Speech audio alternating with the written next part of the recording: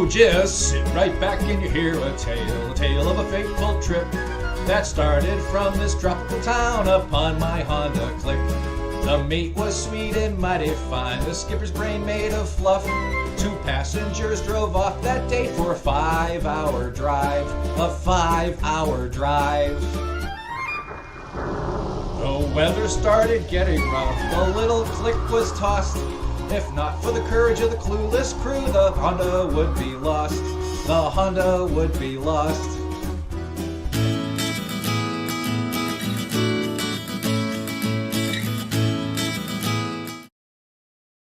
Okay, so it's Sunday morning and we're heading off to Sipalay, and I just thought I'd show you what the bike looks like when it's loaded up for a long distance or semi-long distance trip. Check it out. So like I said, I've waxed poetic about the Honda Click quite a bit. Here in the back, we got Lynn's backpack and the DSLR case. Under the seat, we got towels and the Mavic Pro, sunglasses, and some other stuff. You can actually fit a full-size helmet underneath the seat here. Got my backpack up front on the floorboard, right there. And I got a long sleeve t-shirt that I wear because of the sun. Hopefully it's not going to rain today. And one of my do-rags to wear under the helmet. And of course the helmets. And Angel didn't want to wear that we're up to no good. And we're leaving her. So we're heading out and wish us luck. Helmet's ready.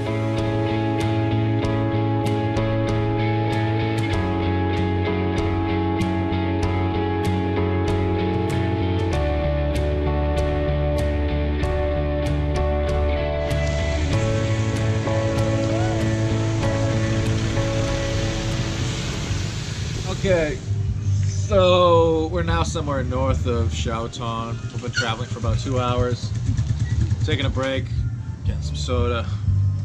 As soon as we left Dumaguete City, it started pouring rain and we got drenched. Luckily we had the poncho, but that wasn't very enjoyable, was it? It's a nice day. No, it wasn't that great. At one point I was actually thinking about leaving the bike and then jumping on a bus, but we waited for a while and things worked out, so wish us luck on the continuation of our journey as we go to Sipalay.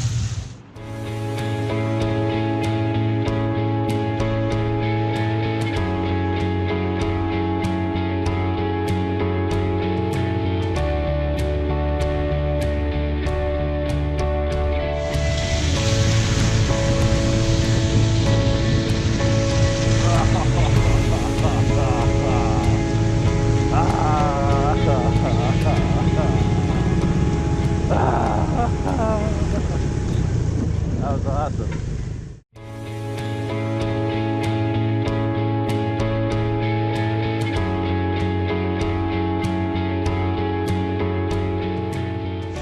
Got more rain on the way up to Sipalay. Lynn was just driving, but it doesn't make sense for her to drive with me behind her in the back because I get soaked. So we pulled over, and it's like an abandoned sari. Well, mostly abandoned. Kind of dark and gloomy. We got some stuff here for sale. And we're just gonna wait out the rain. Angel!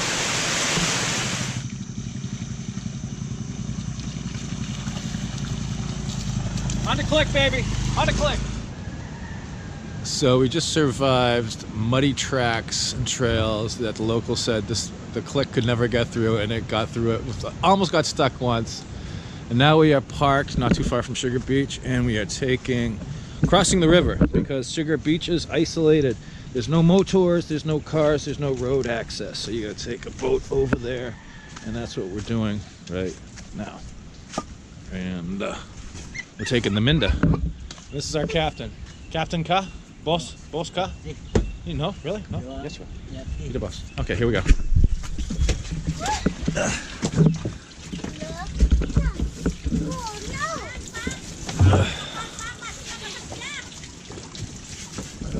Look at this deck. Look at it. Sure-footed. The captain. They even have life jackets.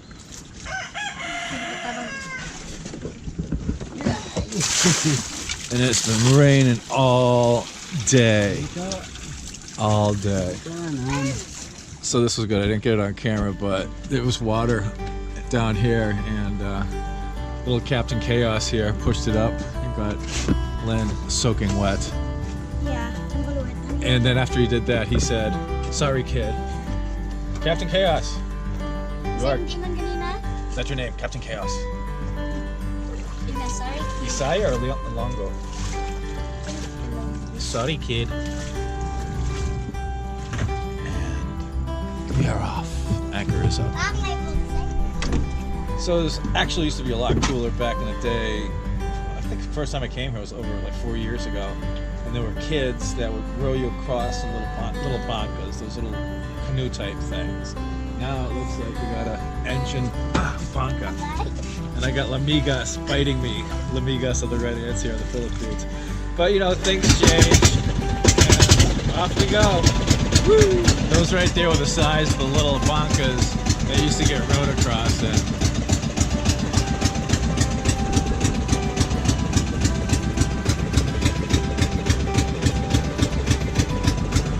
There's the Toto Alfred Sulu sunset boat. Oh man, there's some memories right there.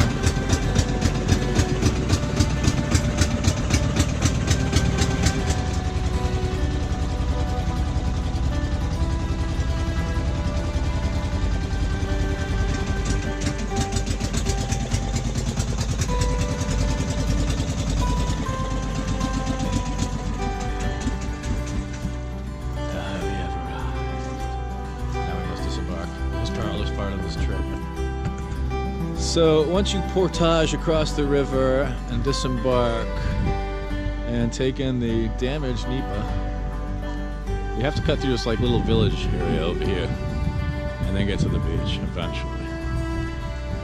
Big bamboo beach resort, Sipalay. Yeah.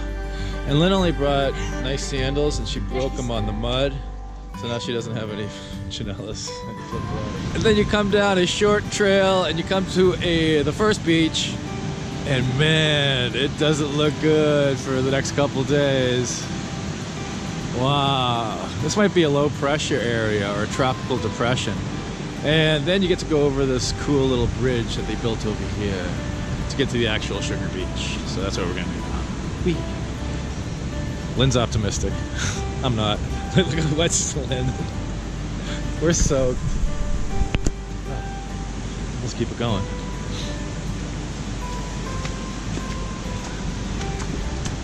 Oh.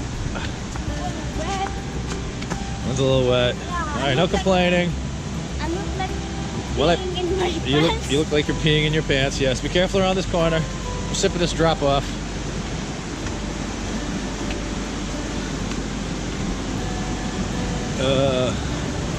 And there it is, Sugar Beach. Yeah, we made it. We made it. Oh, no, it doesn't look good. It doesn't look good for the next couple days, but hey. Life gives you lemons, you make lemonade.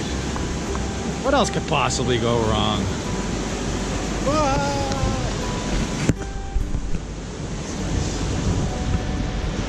Disturbing things you find on the beach at Sugar Beach. Dead cat. Sorry, cat. And the dogs are investigating me checking out the cat. So with that, you better run. Hey! Be nice.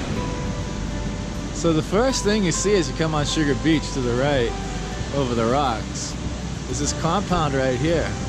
And it looks like it's abandoned. But I'll tell you, man, the pagoda, like, metalwork is pretty freaking cool. So I have no idea what's going on. It's been a long time. It's been at least a couple of years, I think, since I've been here. But you can see the mosquito netting up there. Another type of pagoda up there on the hill. I don't know. Yeah, we'll continue on.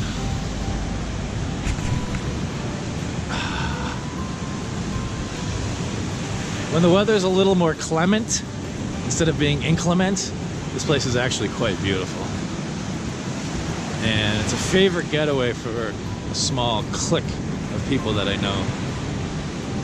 So they don't want to be told about, but too bad. I'm already doing it. Alright, so after 5 hours driving in the pouring rain, we have reached Sugar Beach House. And this is where we're going to be staying for the next couple of nights. Over there you got the Swedish massage area. You got a little restaurant area over yonder. Keep in mind that it's still pouring rain. That's why I'm over here under the awning.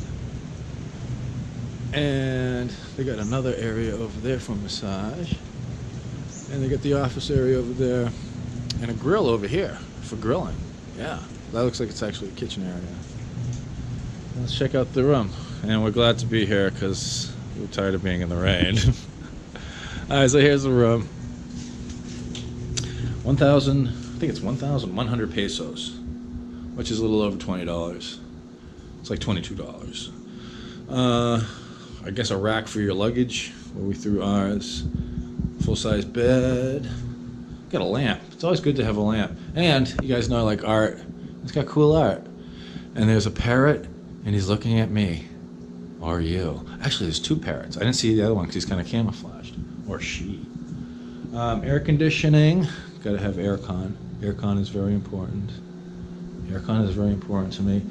And here is the bath. I've already tested the water pressure. It's fantastic. And it's got water heater, and you gotta have good water heater. You gotta make sure that wiring's well insulated, because you never want water hitting live electrical wires, because horrible things can happen. And a Western toilet. Nice sink. I like the sink. I'm a big fan of the sink. And this is me after 5 hours in pouring rain, driving with a helmet and poncho. Poor Lynn behind me, snuggling down as far as she can so she doesn't get soaked. And they got a drying rack, which we'll be utilizing because I think all my clothes that were sitting on the floorboard in my backpack got wet. So this is Sugar Beach House, 1,100 pesos, which is one of the lowest prices you're going to find, with air conditioning and hot water on Sugar Beach. Unfortunately, I think there's a tropical depression right now, and Sugar Beach definitely does not look like that right now. No, it looks far, far worse. So, might be spending some time, I don't know, watching TV. And they said there was a TV. We're going to go find that TV, because this is the second time they're doing it to me.